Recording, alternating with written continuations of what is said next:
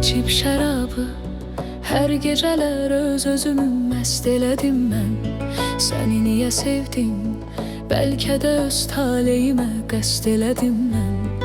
Sən niyə getdin, şeir yazıb musiqilər bəstələdim mən. Mən bu həyatda sevgili yar təkcə sənə aşiq olmuşam. Bütün sevgidən təkcə səni arzulara sadiq olmuşam. Gəl hardan bilim, sonda sənin xəyanətinə layiq olmuşam. Özgəni seçdin, bəlkə həyatında böyük səhv elədin sən.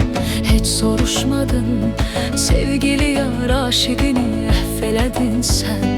Qara bəxtimi qaradən də qara edib məhv elədin sən.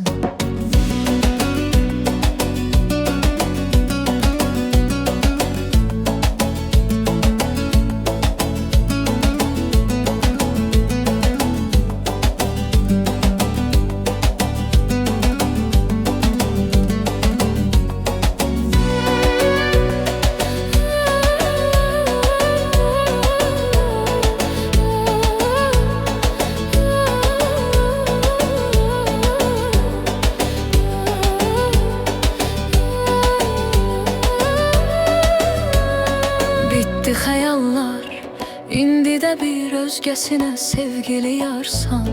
Amma mənim üçün gözlərimdə silinməyən bir intizarsan. Unutdum desəm, inanma sən ürəyimdə indi də varsan.